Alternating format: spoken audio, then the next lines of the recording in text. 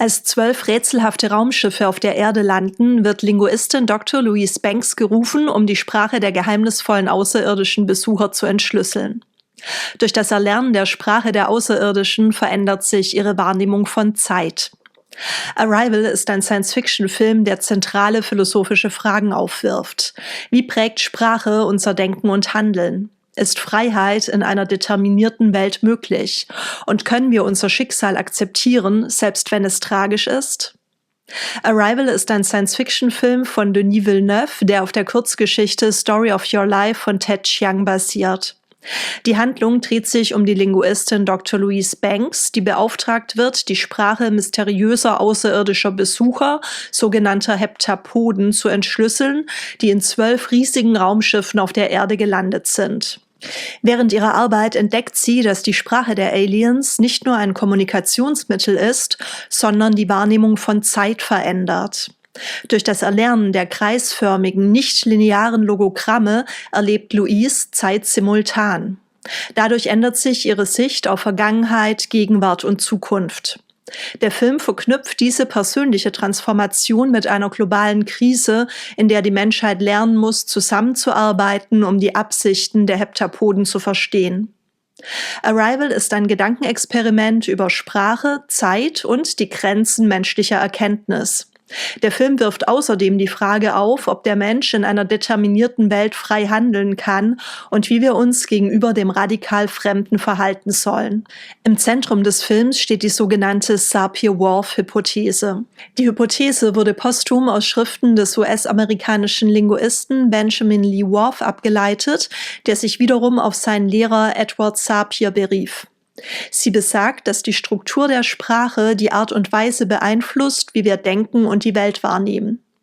Die grammatischen und lexikalischen Strukturen der Sprache haben Auswirkungen auf die Welterfahrung der betreffenden Sprachgemeinschaft.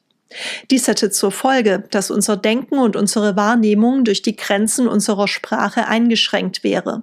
Ludwig Wittgenstein formulierte diesen Gedanken 1921 mit dem berühmten Satz: Die Grenzen meiner Sprache bedeuten die Grenzen meiner Welt. Sprache ist in dieser Sichtweise nicht nur ein Medium der Kommunikation, sondern bestimmt die Struktur der Wirklichkeit. Arrival behandelt die Frage, ob Sprache die Welt nur beschreibt oder sie aktiv formt. Die Linguistin Dr. Louise Banks wird im Film beauftragt, die Sprache der außerirdischen Heptapoden zu entschlüsseln. Diese verwenden nicht-lineare, kreisförmige Schriftzeichen. Indem Louise die Sprache der Heptapoden erlernt, verändert sich ihre Wahrnehmung von Zeit. Sie beginnt, Zeit nicht mehr linear, sondern simultan zu erleben. Vergangenheit, Gegenwart und Zukunft verschmelzen. Die nicht-lineare Sprache der Heptapoden ermöglicht eine neue ontologische Erfahrung, in der Zeit als Ganzes wahrgenommen wird. Arrival suggeriert, dass die Begegnung mit einer fremden Sprache die Grenzen von Denken und Wahrnehmung erweitern kann. Louise' Bewusstsein wird durch die Sprache der Heptapoden verändert. Ihr Bewusstsein wird erweitert und sie bekommt eine tiefere Verbindung zur Realität. Die nichtlineare Zeitwahrnehmung der Heptapoden ist ein zentraler Aspekt des Films. Während Menschen Zeit linear erleben, sehen die Heptapoden Vergangenheit, Gegenwart und Zukunft gleichzeitig. Freier Wille ist nur in einer linearen Wahrnehmung von Zeit möglich. Dass ich als freies Subjekt über meine Entscheidungen und Handlungen bestimme, setzt voraus, dass die Zukunft offen ist. Eine simultane Wahrnehmung von Vergangenheit, Gegenwart und Zukunft hingegen impliziert eine deterministische Welt, in welcher die Zukunft bereits existiert. Der Determinismus besagt, dass alle Ereignisse kausal festgelegt sind. Naturgesetze und Anfangsbedingungen bestimmen alle weiteren Weltzustände, sodass es zu jedem Zeitpunkt genau eine mögliche Zukunft gibt. Auch das, was scheinbar ohne Ursache geschieht, hat eine Ursache, die wir nur nicht bemerkt haben. Louise erlangt durch die Sprache der Heptapoden ebenfalls die Fähigkeit, Zeit simultan wahrzunehmen. Sie kennt nun ihre Zukunft und sieht zukünftige Ereignisse wie ihre Beziehung zu Ian, die Geburt, aber auch die Krankheit und den Tod ihrer Tochter Hannah voraus. Die Heptapod-Sprache ermöglicht es ihr, die Zukunft zu kennen, nicht aber sie zu verändern, da ihre Wahrnehmung alle zeitlichen Dimensionen als ein Ganzes umfasst. Louise' Flashbacks erweisen sich als Flashforwards.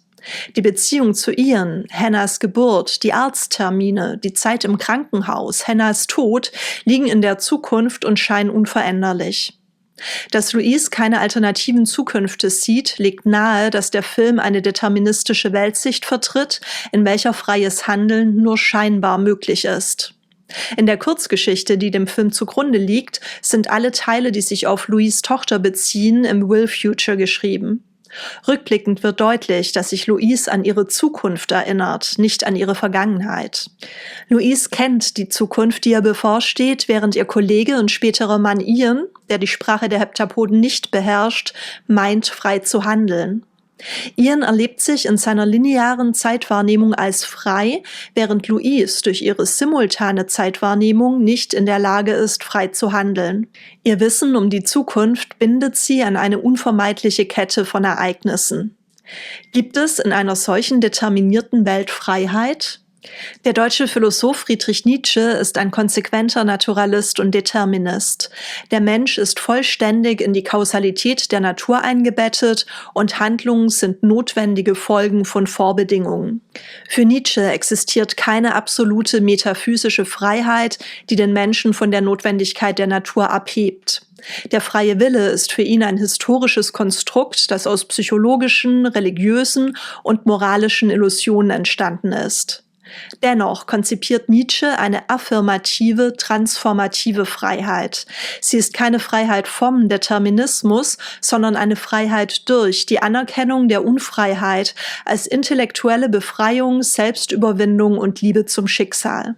Freiheit entsteht nicht durch Unabhängigkeit von Kausalität, sondern durch ihre intellektuelle Anerkennung. Der freie Geist ist frei, indem er Illusionen ablegt und das Werden als Ganzes bejaht. Der Mensch hat die Option, der Zukunft mit Furcht, Angst, Akzeptanz oder Freude entgegenzutreten, nicht aber die Fähigkeit, sein Schicksal zu ändern. Handlungen sind determiniert, doch Wissen darum ermöglicht eine bewusste Akzeptanz. Amor fati, Liebe zum Schicksal, ist für Nietzsche die höchste Form der Lebensbejahung. Freiheit besteht darin, das Leben in seiner Gesamtheit zu umarmen, ohne es ändern zu wollen. Arrival vertritt eine ähnliche Position. Wenn Louise ihre Zukunft kennt, einschließlich des tragischen Verlusts ihrer Tochter Hannah und ihr Schicksal akzeptiert, ist sie frei. Die Entscheidung, ihre vorbestimmte Zukunft anzunehmen, ist ein Akt der Freiheit. Während der Determinismus die Illusion von Freiheit entzaubert, wandelt Amor fati sie in eine lebensbejahende Kraft um. Louise umarmt Hannahs Geburt, obwohl sie weiß, dass ihre Tochter an Krebs erkranken und sterben wird.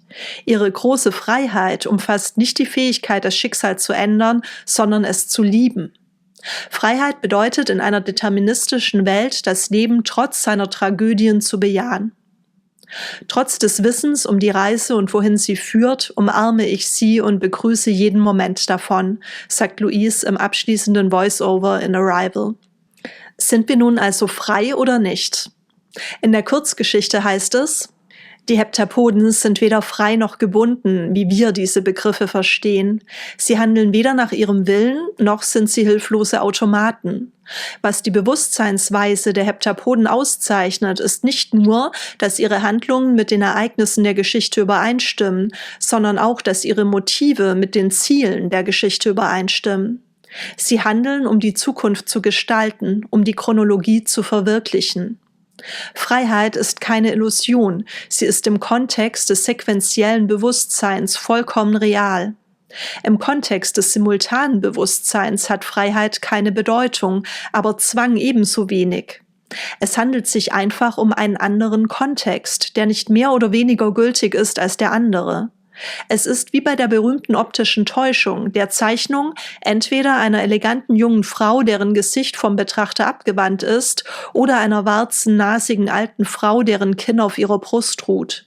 Es gibt keine richtige Interpretation, beide sind gleichermaßen gültig, aber man kann nicht beide gleichzeitig sehen. Ebenso war das Wissen um die Zukunft unvereinbar mit dem freien Willen. Was es mir ermöglichte, meine Entscheidungsfreiheit auszuüben, machte es mir auch unmöglich, die Zukunft zu kennen.